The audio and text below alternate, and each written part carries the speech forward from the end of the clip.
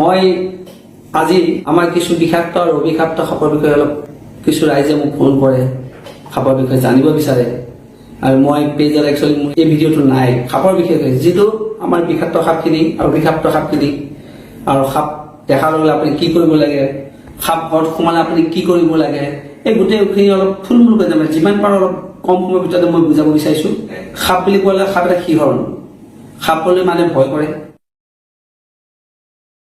কিছু সংখ্যক বিষাক্ত সাপ, এতিয়া অসমত বিষাক্ত সাপ বুলি ক'লে এটা আছে আপোনাৰ ব্ৰেণ্ডেড কেট, আমাৰ বহুতে এইটো কয় সকা সাপ, শংখচূড়, তাৰপিছত আপোনাৰ গোৱালা সাপ। এই সাপটো কিন্তু বিষাক্ত সাপ। এই সাপটোক আকৌ আৰু এটা ভুল ধাৰণা আছে, সাপটো দুখন মুখ বুলি কয়। একচুৱেলি নহয়, এখনেই মুখ। এটা নেগুৰ চাইডটো যিটো চাইড তাৰ, সেই চাইডটো পুৰা নেগুৰটো পুৰা আঙুলিটো হিচাপ ফুটা, সেইকাৰণে মানুহে সদ্যহতে কয় বোলে দুমুখীয়া সাপ বুলি। গৰু গাখীৰ খাই বুলি কয়, এইটো মিছা কথা। একচুৱেলি এই সাপটো যেতিয়া বৰষুণ দিয়ে তেতিয়া সি ওলায়, আৰু ই নিশাচৰ, ই চিকাৰ কৰে, ৰাতি ওলায় আপোনাৰ ভেকুলীত বা বিশেষকৈ ইয়াৰ প্ৰিয় খাদ্যৰ সাপ, ই বেছিকৈ সাপ খায়। এই সাপটোৰ পৰা অলপ মানুহ সাৱধান থাকিব লাগে। এইটোক আমাৰ অসমীয়া মানুহে কয় গোৱালা সাপ। ইয়াৰ শৈলী গঠনটো ত্ৰিভুজৰ নিচিনা। ইয়াৰ ক'লা আৰু হালধীয়া, ক'লা আৰু হালধীয়া স্কেপ আছে। আৰু এটা আছে ক'লা শংখচূড় বুলি কয়, ব্লেক কেট বুলি কয়। সেই সাপটো আপোনাৰ নিশাচৰ, সেই সাপটো আপোনাৰ কিন্তু অলপ ভালেখিনি বিষাক্ত সাপ। আৰু সেই সাপটো প্ৰায় ভুল কৰে মানুহে বহুতে। সেই সাপটো দেখিবলৈ আমাৰ অলপ মোচাগুম সাপটোৰ নিচিনা দেখিবলৈ। আৰু সেই সাপটোৰ কাৰণে কোনোবাই যদি কেতিয়াবা ধৰিব যায়, যদি সি দংশন কৰে, সেই মানুহজনৰ অলপ অসুবিধা আছে। আপুনি লগে লগে হস্পিটেলত যাব লাগিব আৰু ট্ৰিটমেণ্ট চলাব লাগিব। গাৰ ওপৰতো ব্লেক হয় আৰু তলৰ পৰা য়েল্ল' কালাৰ হয়। অসমতে সদ্যহতে মানে খুব কম পোৱা যায় ভাইপাৰটো। তথাপি 4টা ভাইপাৰ আছে, mountain pit viper, Jordan speed viper, white lip pit viper, Russell viper. এই 4টাৰ ভিতৰত বেছিকৈ পোৱা যায় ৰাছাল ভাইপাৰটো আমাৰ ইয়াত পোৱা যায় তেজপুৰত কিছু জেগাত। আৰু ৰাছাল ভাইপাৰটো আমাৰ অজগৰ সাপটোৰ নিচিনাই পায়। অজগৰ পোৱালি সাপ বুলি ভাবে বহুতে। কিছুদিন আগত আমাৰ বিহগুৰি অঞ্চলত পোৱা গৈছে। পিঠিত তাৰ স্কেপবিলাক আছে 8ৰ নিচিনা, ৰাউণ্ড পুৰা ৰাউণ্ডটো 8টোৰ নিচিনাকৈ আছে। আৰু প্ৰায় পাইথানটোৰ নিচিনা, অজগৰটোৰ নিচিনা। এইটো লিপ পিক ভাইপাৰ যিটো, সেইটো গাটো অলপ গ্ৰীণ আৰু নেগুৰৰ ফালে তাৰ অলপ ৰঙাচুৱা এটা আছে। সেইকাৰণে বহুতে এই সাপকেইটা তেনেকৈ চিনাক্ত কৰিব লাগিব। খুব কম পোৱা যায় বাৰু, এইটো ইমান চিন্তা কৰিবলগীয়া নাই। নেক্সট আপোনাৰ কিং কবৰা, ৰজা ফেটি বুলি কয়। এই সাপডাল প্ৰায় দীঘলীয়া হয় আৰু 10 ফুটৰ ওপৰত হয়। 10 ফুটৰ দীঘল হয়, 10-12 ফুট, 14 ফুট এনেকৈ লম্বা হয়, 15 ফুটৰ হয়। এই সাপডালৰ মেইন খাদ্য হ'ল খাপি। যদি ঘৰত সোমাই বা দেখা পায়, আপুনি লগে লগে বন বিভাগক খবৰ দিয়ক, নহ'লে কোনোবা ভাল এক্সপাৰ্টৰ সৈতে সাপটো ৰেস্কিউ কৰিব ব্যৱস্থা কৰিব। আৰু এই সাপটোৰ দংশন কৰিলেও আপুনি এণ্টিভেনম ল'ব লাগিব। আৰু ই বিৰাট খঙাল, ইয়াৰ খংটো বহুত বেছি, সেইকাৰণে আৰু ইয়াক সাপৰ ৰজা বুলিয়ে কয়। সেইকাৰণে ইয়াৰ পাছত আহি গ'ল আমাৰ চকৰি ফেটি, মন'ক্লেট কবৰা। এই কবৰাটো কিন্তু বহুত আছে ইয়াত। ই বিশেষকৈ মানুহৰ জনবসতি অঞ্চলত বেছিকৈ থাকে। আৰু ইয়াৰ খাদ্য চৰাই চিৰিকটি আৰু লগতে মুৰ্গী ডিমৰ পৰা আদি কৰি এইবিলাক খায় সি।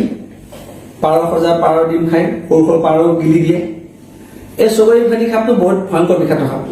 1 মাহত আমি ৰেস্কিউ কৰিছোঁ, প্ৰায় 10-12ডাল মান ৰেস্কিউ কৰিছোঁ। আৰু এইবিলাক চব মানুহৰ ঘৰৰ ভিতৰত সোমোৱা। আৰু কেইবাটাও কেছ পাইছোঁ দংশন কৰা। লগে লগে আমাৰ তেজপুৰ মেডিকেলত টুমুকীত ট্ৰিটমেণ্ট চলিছে। ঠিক সময়ত ট্ৰিটমেণ্ট পায়, তেতিয়া তাৰ একো অসুবিধা নাই। আৰু এই সাপটো যদি ঘৰৰ ভিতৰত সোমায়, আপোনালোকে বেছি তাক ফেনাইল চেনাইল নিদিব। ফেনাইল দিলে সি এগ্ৰেছিভ বেছি হয়, খঙাল বেছি হয়। চাই থাকক, সি যেতিয়ালৈকে নলায় তেতিয়া চাই থাকক। আৰু যদি কিবা অসুবিধা হয় তেতিয়া বন বিভাগক খবৰ দিয়ক, আমাক জনাওক, আমি যাম, আমি গৈ তাক ৰেস্কিউ কৰি বাহিৰ দিম। চকৰি ফেটিক সদায় চবেই চিনিয়ে পায়। তাত ফেনাখনৰ পিছফালে এটা চকৰ আছে, আৰু চকৰ দেখিলে চবে চকৰি বুলি জানি। আৰু এই সাপটো তাৰমানে অলপ ফেৰাচিছ হয়, উগ্ৰ হয়। এই বিষাক্ত ফেনৰ পিছত মাইল্ড ভেনম বুলি কয়, যিটো তাৰমানে সামান্য বিষাক্ত। তেনেকৈ কেইটাও আছে। তেনেকৈ আছে আপোনাৰ কেট স্নেক বুলি এটা কয়, মেকুৰী চুকোৱা।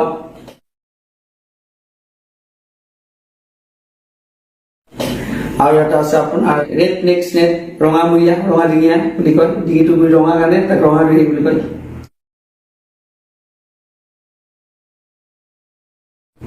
তাৰপিছত আছে অৰ্নামেণ্ট ফ্লাইং স্নেক, সুন্দৰী সাপ বুলি কয়।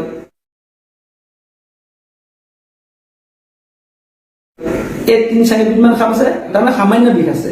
এইকেইটা খালে আপোনাৰ ইমান চিন্তা কৰিবলৈ কাম নাই। সিহঁতে খাদ্য আপোনাৰ গছৰ চৰাই-চিৰিকটি ডিম খায়, পোক পতংগ খায়, এইবিলাক সিহঁতৰ খাদ্য। এইকেইটা ইমান বিষাক্ত নহয়, সামান্য বিষাক্ত। এইকেইটা অলপ বাচি থাকিলে এইকেইটা পোৱা যায় আমাৰ এই সদ্যহতে, খুব পলাই থাকে, আমি ৰেস্কিউ কৰি থাকো। এতিয়া আমি আহিলো অভিশাপ্ত সাপৰ ওপৰত, যিবিলাক বিষ নাই। এতিয়া অভিশাপ্ত সাপ বুলি ক'লে আপুনি মচুৱা গোন্ধডাল আহে,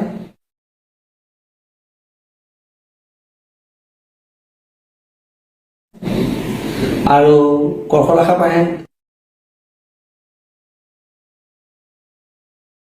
ধৰা সাপ আহে,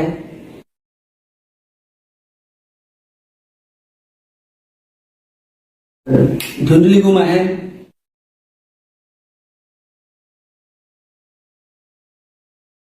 অজগৰ সাপটো এটা প্ৰকাণ্ড বৃহৎ সাপ এইটো, আৰু বহুতে ভাবে অজগৰ বিষাক্ত, কিন্তু অজগৰ বিষাক্ত নহয়, অভিশাপ্ত সাপ। ই 15 পৰা 16 ফুট দীঘল হয় প্ৰায়, আৰু ই বিশেষকৈ আপোনাৰ গভীৰ বনাঞ্চল লগতে প্ৰায় থাকে। কেতিয়াবা খাদ্যৰ কাৰণে সিহঁতে ওলাই আহে গ্ৰামাঞ্চললৈ, ওলাই আহি পেলাই গাঁৱত কিছু মানুহৰ হাঁহৰ পৰা, মুৰ্গীৰ পৰা, সৰু ছাগলী পোৱালি, গৰু পোৱালি এইবিলাকো ভক্ষণ কৰে, তেনেকৈ ধৰণে। আৰু বিশেষকৈ ই সাঁতোৰাত কিন্তু বিৰাট ভাল। ই সাঁতুৰিব পাৰে বহুত, আৰু ওখ গছত উঠি, গছত উঠাটো সি বহুত ভাল, গছৰ একে ওপৰলৈকে, চৰাই বাঁহত গৈ সি কণী চৰাই খায়। তাৰোপৰি এই সাপৰ হেৰিৰ ভিতৰত বা বন্য হেৰিৰ ভিতৰত এক্টত এইটো 1972 এক্ট মতে এই চিডুল 1ত পৰে। আৰু এই সাপটোক লৈ পেলাই কোনোবাই তাৰমানে কেতিয়াও যাতে ক্ষতি কৰিব নালাগে। এই সাপটো যদি ক্ষতি কৰে তেতিয়া কিন্তু 1972 এক্ট মতে ই কিন্তু দণ্ডনীয় হ'ব। আৰু সেইকাৰণে ৰাইজলৈ অনুৰোধ যাতে এই ভুলটো নকৰে। আৰু তাৰোপৰি অজগৰৰ পোৱালিটো প্ৰায় ৰেচেল ভাইপাৰৰ পোৱালিৰ নিচিনাই, ৰেচেল ভাইপাৰ আৰু অজগৰ পোৱালি একে দেখিবলৈ। আৰু কোনোবাই কেতিয়াবা ৰেচেল ভাইপাৰটোকে অজগৰ বুলি ধৰিব যায়, তেতিয়াও তাক দংশন কৰিলে কিন্তু দিগদাৰ আছে, কাৰণ ৰেচেল ভাইপাৰ হ'ল বিষাক্ত সাপ, আৰু দেখিবলৈ কিন্তু প্ৰায় একেই, সেইকাৰণে অলপ সমস্যা বহুত তাত আহি যায়। আৰু ৰাইজলৈ এটাই অনুৰোধ, অজগৰ যাতে আপোনালোকে অজগৰ সাপটো ওলোৱাৰ লগে লগে আপোনালোকে বিশেষকৈ বন বিভাগক খবৰ দিয়ক, আৰক্ষীক খবৰ দিয়ক। তাৰপিছতে কোনোবা ভাল সাপৰ বিশেষজ্ঞ যে সাপৰ বিষয়ৰ ওপৰত যদি হেৰি কৰিছে, ধৰক এইবিলাক ৰেস্কিউ কৰা অভিজ্ঞতা আছে, তেওঁলোকক জনাক।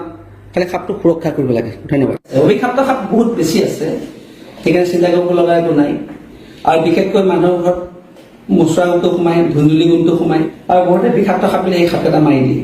আৰু সেই মৰাৰ কাৰণে মানুহৰ এটা ক্ষতি হয় যে সি কিয় সোমাইছে, তাৰ ঘৰৰ ভিতৰত সি এন্দুৰ দেখি সোমাইছে, নিগনি দেখি সোমাইছে, পঁইতা চৰাই দেখি সোমাইছে, ভেকুলী দেখি সোমাইছে। কৈছো যিকেইটা বিষাক্ত সাপ সেইকেইটা পৰা খালি সতৰ্ক থাকক। অভিশাপ্ত সাপলৈ একো ভয় কৰিব লগা নাই। অভিশাপ্ত সাপ যদি থাকে বাৰীৰ চুকত, তেতিয়া আপোনাৰ বিষাক্ত সাপ নাহে। কিয় নাহে? অভিশাপ্ত সাপে বিষাক্ত সাপৰ যিখিনি খাদ্য আগতে খাই থৈ দিয়ে, বিষাক্ত সাপে নাপায়, ঘূৰি গুচি যায়। আৰু সাপৰ গাত ভুলতো কেতিয়াও ফেনাইল নামাৰিব। ফেনাইল মাৰিলে গাত, সাপৰ গাত যেতিয়া ফেনাইল পৰে, সাপটো তেতিয়া বেছি খঙাল হয়। ভাল ৰেস্কিউ কৰিবলৈ, নহ'লে বন বিভাগৰ মাতক। সাপে বাইট কৰা ল'লে এণ্টিভেনম পোৱা যায় এতিয়া, আগতে এইটো অকণ অসুবিধা আছিলে। এতিয়া তেজপুৰবাসীৰ কাৰণে বিশেষ সুবিধা আছে, আপোনাৰ মেডিকেলত আছে, তেজপুৰ মেডিকেল টুমুকি, মিছন হস্পিটেলত আছে, টাইমছ হস্পিটেলত আছে, আৰু অসমৰ গভৰ্ণমেণ্ট হস্পিটেলতো আছে, যিবিলাক যেনে আমাৰ কৰ্ণাটকাতো আছে। মোৰ অনুৰোধ, আপুনি কামৰ লগে ডক্টৰ তাত যাব, কোনো জৰা ফুকা নকৰিব, জৰা ফুকা কৰি পেলাই সময় ৱেষ্ট নকৰিব, ক্ষতি নকৰিব। যিমান পাৰি সিমান সোনকালে যাব। যি ব্যক্তিক কাৰোবাক যদি দংশন কৰে, মানুহজনক নাৰ্ভাছ হ'ব নিদিব। যদি কিবা আঙুঠি, খাৰু এইবিলাক পিন্ধি আছে তাত খুলিব দিব। আৰু সাপে কামোৰা জেগাডোখৰত আকৌ মুখেদি শুই পেলাই কিছুমানে যাতে চুলিয়া, সেইবিলাক নকৰিব। আৰু কাটাকাটি নকৰিব, বিলেট দি কোনোবাই কাটাকাটি কৰে, সেইবিলাক নকৰিব। বহুত কিছুমান মানুহে বান্ধে, জোৰ কৰি বান্ধে, সেই বান্ধা বান্ধি নকৰিব। ঢিলা কেপ বেণ্ডেজ লগাই পকাই থব, খালি মানুহজন নাৰ্ভাছ হ'ব নিদিব, আৰু মানুহজন বহাই থব। তেওঁ কোনো ধৰণৰ বস্তু খাব নিদিব। যদি পানী পিয়া লাগে অকণমান খালি মুখত লগাই দিব, পানী বেছি খাব নিদিব। যিমান সোনকালে পাৰে হস্পিটেল লৈ যাওক। সাপে কামুৰিলে মানুহ আজিকালি মৃত্যু নহয়, মৃত্যু হোৱাটো খুব কমেই পায়। কিন্তু এটা কথা, ট্ৰিটমেণ্ট নকৰিলে ইণ্ডিয়াত আপোনাৰ বছৰি 40,000 পৰা 50,000 সাপে হাতত মানুহ মৃত্যু হৈছে। কিন্তু এইটো ডাঙৰ কথা। কিন্তু ট্ৰিটমেণ্ট কৰিলে কিন্তু আপুনি বাচিব। যদি ট্ৰিটমেণ্ট নকৰে তেনেহ'লে আপোনাৰ সেই গতি হ'ব পাৰে।